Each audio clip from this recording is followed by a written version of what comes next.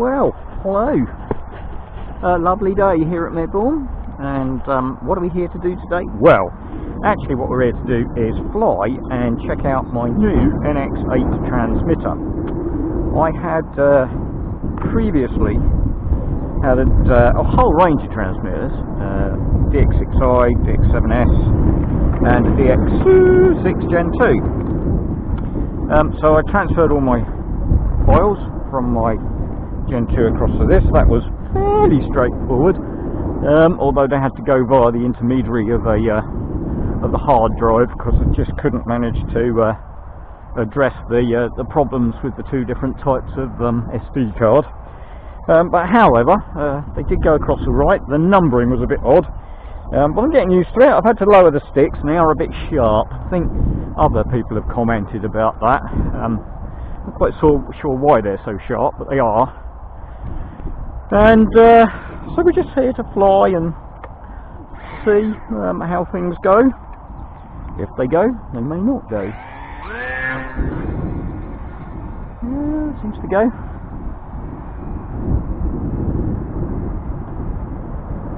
Yeah, seems to be alright.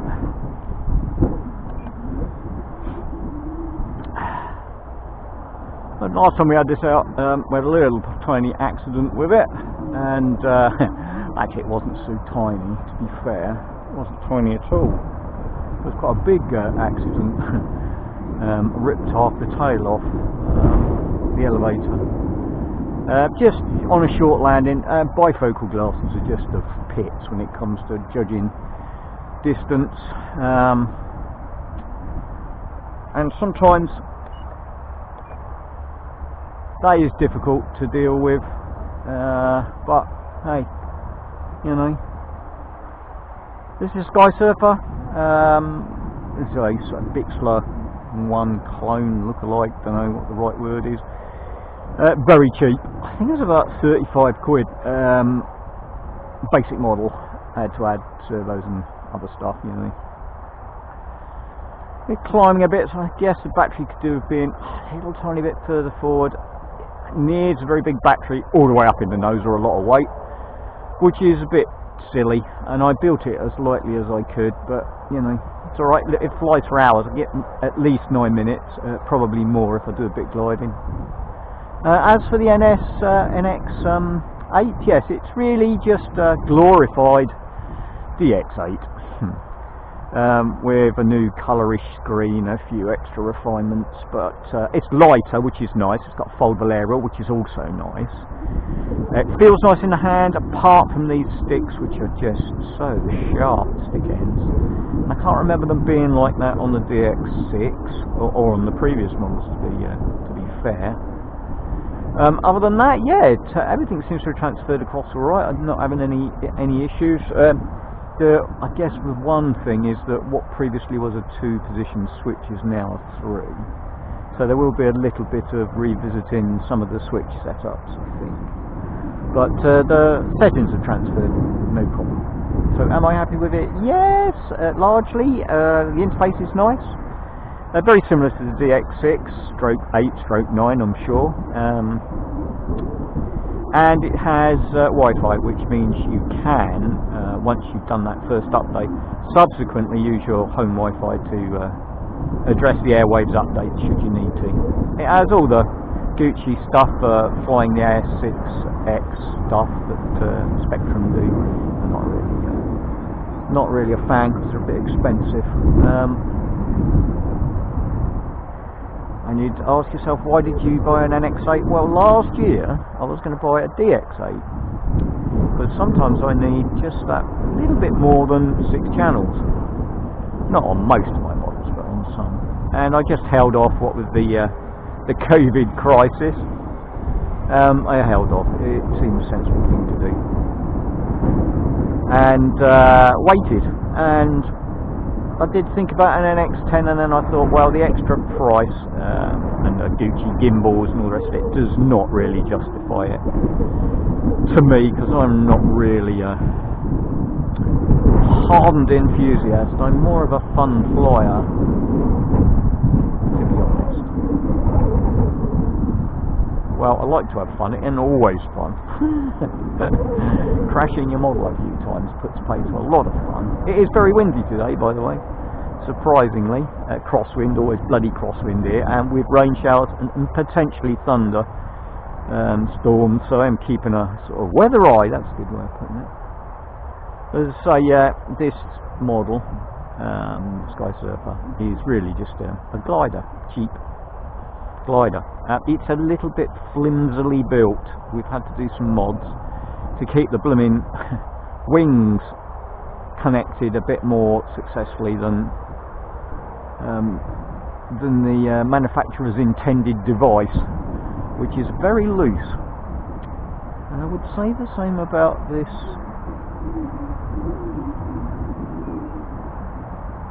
elevator Aerolon Stick. It's very loose without an awful lot of stuff going on in the middle. Now that might be because of the way I got it set up for the DX6, and in truth it may not be that bad.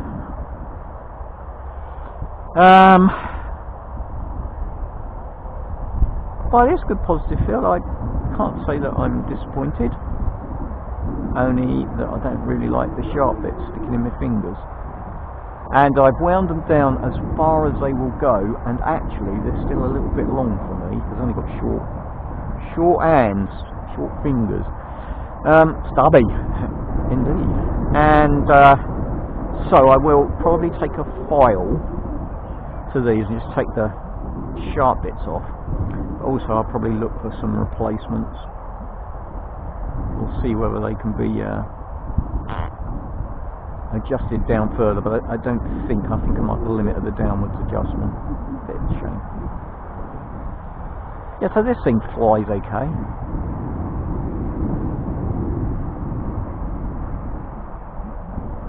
It's got a racer star motor on it. I didn't do anything flash with it. It was one of them impulse purchases, Bangor grabbing the sale. And I thought, you know, why not? Look at that, wind just caught that. I was just thinking about coming to land then. Maybe I won't. Yeah, I think we could be in for a little bit of a wet period here. Hopefully it will just blow by. There is rain around, for sure. I only bought 3 aircraft. I've already flown my Tundra, and the settings transferred fine for that. Still having issues with the Tundra motor though. Tundra motor seems to want to start, even though I calibrated the ESA a couple of times. The motor wants to start as soon as you come off throttle cut, so I've had to trim it down, and that's quite unusual. I don't normally have to do that sort of thing. Let's say it's impossible, because I'm sure it's not, but it's nice, but very floaty. Don't know if I'll get off the ground. It's probably a bit too long grass. Yeah, that's fine. Still got a couple of minutes on the timer, and that's probably helicopter. It's probably a good time to assess whether or not we're going to have a thunderstorm. It looks like it's a possibility. You really wouldn't want that, because it's not really a good place to be stood with a transmitter in your hands, even though there's a few tall trees and a metal stick sticking out in the ground. These thunderstorms, they tend to like to strike people. Weird. I got rubber sole boots on, but hey, you know, I'd rather not.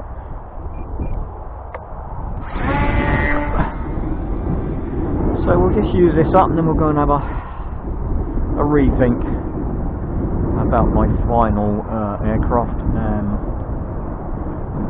Drink of water. If it rains, I might go and sit in the car.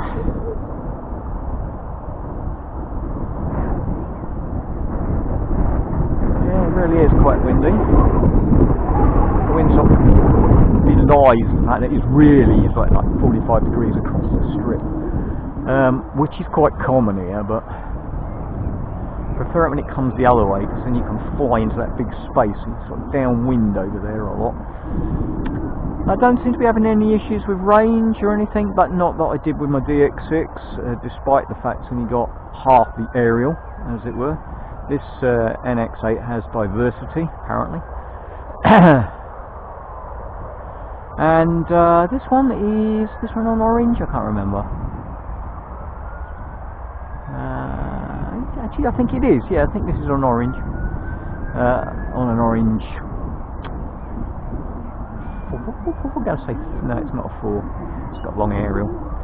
Doesn't matter really, does it? So they seem to bind all right anyway. Just have my beep warning that I'm coming to time on this.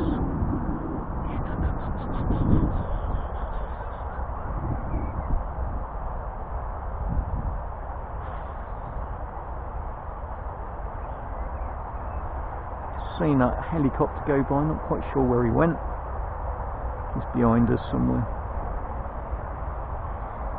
After the vandals destroyed our airfield, we haven't had a new windsock. I think we could probably afford one. I'm just quite sure why they haven't gone for it. We've got this blooming bit of ribbon instead.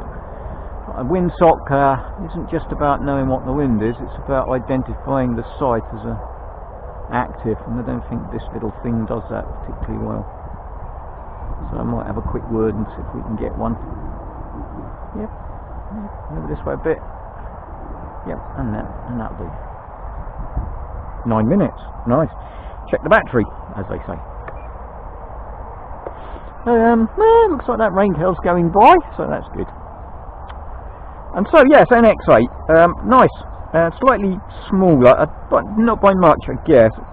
Certainly slightly lighter, by a good 100 grams or so, I would think. Somebody's probably already done that. And check that out. Has lots of good shit. So yeah, I'm pretty impressed. The price was good.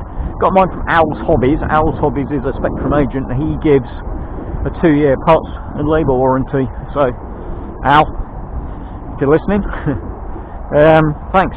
Yeah, seems to be alright. I have one little tiny minor issue with the roller, and it squeaks on the speaker, but hasn't affected anything, so, you know, it's one of those things you perhaps accept. It's a little bit of interference with the, I guess it's going to be a rheostat or something similar.